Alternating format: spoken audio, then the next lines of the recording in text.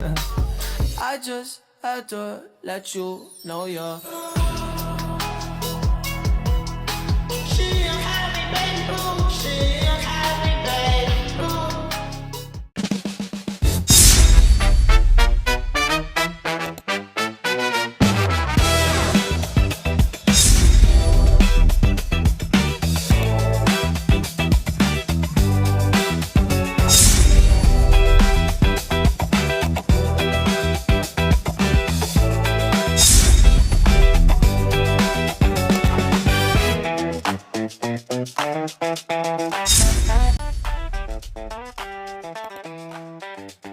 Assalamualaikum warahmatullahi wabarakatuh.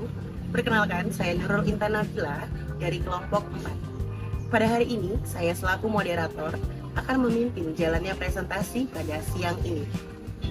Sebelumnya, izinkan saya berterima kasih kepada Bapak Muhammad Kurniawan, Sarjana Ekonomi Magister Manajemen, yang telah memberikan kami kesempatan untuk mempresentasikan studi kasus mengenai penurunan produktivitas karyawan pada PT Sukses Mandiri. Langsung saja, untuk mengefisiensi waktu, izinkan saya membacakan kasus pertama, yaitu mengenai penurunan produktivitas karyawan. PT Sukses Mandiri adalah perusahaan manufaktur yang memproduksi peralatan rumah tangga. Selama 6 bulan terakhir, manajemen menemukan bahwa produktivitas di bagian produksi menurun sekitar 20%. Beberapa karyawan terlihat kurang termotivasi dan sering datang terlambat, sehingga perusahaan juga belum melakukan evaluasi kinerja secara rutin selama 2 tahun terakhir. Dan hal tersebut menjadi sebab akibat antara penurunan produktivitas yang ada di PT Sukses Mandiri. Jadi di sini saya akan menjawab pertanyaan dari nomor 1 serta menjelaskannya ya. Untuk pertanyaannya itu, apa saja faktor yang kemungkinan menyebabkan penurunan produktivitas karyawan? Jadi, penurunan produktivitas sebesar 20% dalam 6 bulan itu menunjukkan adanya masalah yang cukup serius dan kemungkinan bersifat multidimensional, yang artinya faktor-faktor yang mungkin menjadi penyebab antara lain itu seperti 1. Kurangnya motivasi karyawan, yang artinya karyawan terlihat kurang termotivasi yang bisa disebabkan oleh tidak adanya penghargaan atau insentif atas kinerja, adapun kurangnya peluang pengembangan karir, serta pekerjaan yang monoton dan tidak menantang. Yang kedua itu tidak ada evaluasi kinerja. Jadi selama 2 tahun tidak ada evaluasi kinerja, sehingga karyawan tidak mengetahui standar atau target yang harus dicapai, tidak ada umpan balik untuk perbaikan, serta kinerja buruk tidak terdeteksi sejak dini. Yang ketiga, ada disiplin kerja rendah. Jadi, karyawan sering datang terlambat itu menunjukkan lemahnya pengawasan dan penegakan aturan. Terus, ada budaya kerja yang kurang disiplin, serta kurangnya konsekuensi terhadap pelanggan. Salsabila, saya akan melanjutkan menjawab pertanyaan nomor 1 tadi. Pertanyaannya adalah, apa saja faktor yang kemungkinan menyebabkan penurunan produktivitas karyawan? Selanjutnya itu ada kepemimpinan yang kurang efektif. Contohnya, supervisor yang mungkin tidak memberikan arahan yang jelas, motivasi tim secara aktif, serta menjadi role model dalam kedisiplinan dan etos kerja. Yang kedua juga ada beban kerja atau sistem kerja tidak seimbang, sehingga memungkinkan beban kerja terlalu berat atau tidak merata, proses kerja tidak efisien, serta kurangnya alat atau teknologi pendukung. Selanjutnya itu ada lingkungan kerja kurang kondusif, sehingga membuat masalah pada faktor fisik ataupun psikologis karyawan. Contohnya lingkungan kerja tidak nyaman, hubungan antar karyawan kurang harmonis, serta kurangnya komunikasi internal. Dan yang terakhir itu ada kurangnya pelatihan dan pengembangan, yang membuat karyawan mungkin tidak memiliki keterampilan terbaru, tidak ada peningkatan kompetensi sesuai kebutuhan produksi. Terima kasih kepada rekan saya Hadisa Salma Salsabila yang telah memaparkan materi sebelumnya. Selanjutnya saya akan melanjutkan materi yang kedua atau pertanyaan yang kedua, yaitu mengenai bagaimana seharusnya sistem manajemen kinerja diterapkan dalam mengatasi masalah ini. Sistem manajemen kinerja yang seharusnya diterapkan dalam mengatasi masalah ini ialah perusahaan perlu membangun sistem manajemen kinerja yang terstruktur dan juga berkelanjutan. Seperti apa caranya?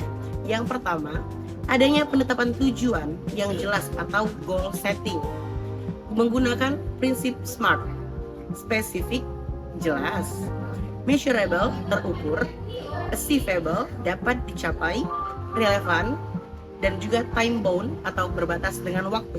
Contohnya, target produksi harian ataupun mingguan.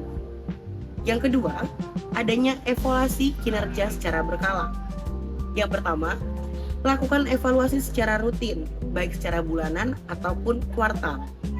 Yang kedua, gunakan indikator kinerja, yaitu KPI atau Key Performance Indicator.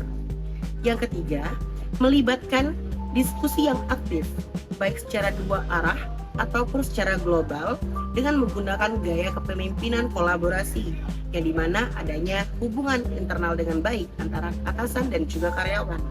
Yang terakhir, sistem umpan balik atau feedback system dengan cara teratur, konstruktif, spesifik terhadap kinerja, dan juga tidak hanya saat evaluasi formal. Apa artinya?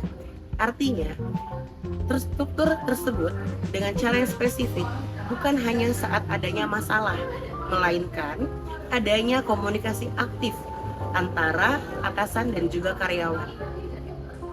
D. Pemberian reward dan punishment. Rewardnya terdapat bonus, insentif, dan penghargaan. Punishmentnya, yang pertama teguran, sanksi disiplin. Yang kedua harus adil dan konsisten. E. Pelatihan dan pengembangan. Yang pertama program pelatihan teknis dan soft skills. Yang kedua coaching dan mentoring. Dan yang terakhir pengembangan karir. F. Monitoring dan pengukuran kinerja. Yang pertama gunakan sistem digital jika memungkinkan. Yang kedua pantau produktivitas harian atau mingguan. Dan yang terakhir analisis data untuk pengambilan keputusan.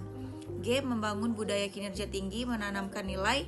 Yang pertama disiplin, yang kedua tanggung jawab, yang ketiga kerjasama tim, dan yang terakhir komunikasi visi dan misi perusahaan secara rutin. Yang ketiga, apa peran pemimpin atau supervisor dalam meningkatkan kembali kinerja karyawan? Nah, peran pemimpin atau supervisor dalam meningkatkan kinerja karyawan kepemimpinan, yaitu memiliki peran kunci dalam mengembalikan dan meningkatkan kinerja karyawan ataupun serta produktivitas karyawan. Yang pertama yaitu sebagai motivator, yaitu memberikan dorongan dan semangat kerja untuk para karyawannya serta mengapresiasi pencapaian karyawannya dan lalu membangun suasana kerja yang positif. Lalu adapun sebagai komunikator, yaitu menyampaikan tujuan dan harapan perusahaan dengan jelas, lalu mendengarkan masukan dan keluhan karyawan serta menjembati komunikasi antara manajemen dan karyawannya. Lalu yaitu sebagai coach dan mentor. Nah, sebagai coach dan mentor yaitu sebagai atasan yaitu harus memberikan bimbingan karyawan dalam meningkatkan kerja serta memberikan solusi atas kendala kerja maupun mengembangkan potensi individu. Lalu adapun sebagai pengawas atau controller yaitu memastikan aturan serta SOP yang dijalankan, mengawasi kedisiplinan yaitu dari jam kerja, target produktivitas, serta memberikan tindakan korektif jika terjadinya pelanggaran. Lalu adapun sebagai role model yaitu menunjukkan sikap disiplin, profesional, serta bertanggung jawab, menjadi contoh dalam etos kerja. Lalu sebagai pengambilan keputusan, nah, sebagai atasan kita harus juga mengidentifikasi masalah dengan tepat, mengambil langkah strategis untuk memperbaikinya, serta mengalokasikan sumber daya secara tepat dan baik. Akhir kata, dari paparan materi hari ini, kami menyimpulkan adanya penurunan produktivitas di PT Sukses Mandiri disebabkan oleh kombinasi faktor internal seperti adanya motivasi yang rendah, tidak adanya evaluasi kinerja, lemahnya disiplin, dan juga kepemimpinan yang kurang efektif. Sehingga solusi utama yang terbaik adalah membangun sistem manajemen kinerja yang terstruktur, konsisten, dan juga berkelanjutan, serta memperkuat peran pemimpin dalam membimbing karyawan yang ada. Selain itu, memotivasi dan mengawasi karyawan tentunya menjadi hal utama yang dapat mendukung gerakan ataupun kinerja yang ada di perusahaan tersebut. Sehingga dilakukan dengan tepat, produktivitas dapat kembali meningkat, bahkan melampaui kondisi-kondisi yang terjadi di sebelumnya. Baiklah, terima kasih kepada teman-teman yang sudah memaparkan materi, dan juga kami berterima kasih kepada teman-teman yang telah mendengarkan dan menyimak paparan materi pada hari ini. Semoga ilmu yang dapat kami sampaikan dapat diterima dengan baik dan dapat menunjang ilmu manajemen teman-teman dan mahasiswa sekalian. Kami mohon maaf apabila ada salah kata, salah ilmu, ataupun salah penyampaian. Kami akhiri, wabillahi taufik wal hidayah. Wassalamualaikum warahmatullahi wabarakatuh.